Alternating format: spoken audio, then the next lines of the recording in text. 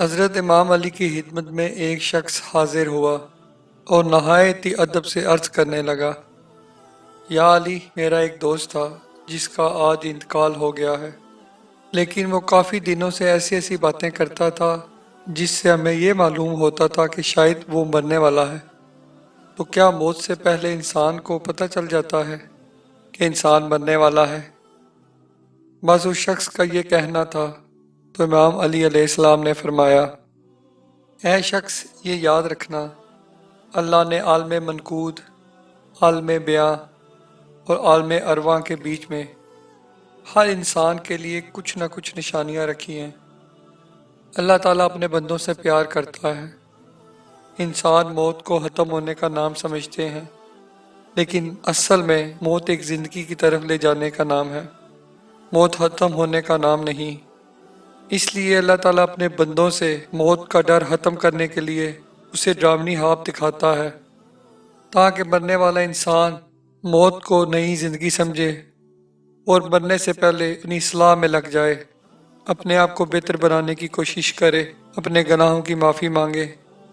جس طرح جب کوئی کسی سفر پہ جاتا ہے تو اس کی تیاری کرتا ہے، سفر کا سامان اکٹھا کرتا ہے، ویسے ہی انسان آگے جانے کا سامان اکٹھا کرے۔ تو وہ شخص کہنے لگا، یا علی، اس خواب میں کیا مناظر نظر آتے ہیں؟ علی علیہ السلام فرمانے لگے کہ اس خواب میں یہ نظر آتا ہے کہ انسان سفر کر رہا ہے، اس کا لباس نہایت ہی عمدہ سفید ہے، اور اس سفر میں وہ انسان جو اس کے ساتھ کبھی زندگی میں رہتے تھے، جن سے وہ بہت پیار کرتا تھا، اسے وہ نظر آنے لگتے ہیں۔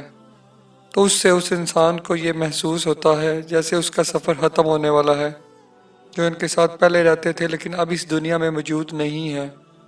تو انسان مطمئن ہونے لگتا ہے، اس کو موت سے ڈر نہیں لگتا۔ تو وہ شخص کہنے لگا، یا علی، اگر کوئی خواب دیکھے تو اسے کیسے معلوم ہو کہ یہ خواب رحمانی تھا یا شیطانی؟ تو امام علی علیہ السلام نے فرمایا، جب بھی اس قسم کا خواب دیکھو، اگر خواب دیکھنے کے بعد تم ڈرنے لگو، پریشان ہونے لگو، تو سمجھ جانا کہ وہ خواب شیطانی ہے۔ لیکن اس خواب کے بعد اگر تم مطمئن ہونے لگو، تمہیں موت سے پیار ہونے لگے، تو سمجھ جانا کہ وہ خواب رحمانی ہے۔ دوستو، اچھی باتیں سمجھنے اور ان کو پھیلانے کی ہم سب کو اللہ تعالیٰ توفیق دے، آمین۔ جزاک اللہ خیر۔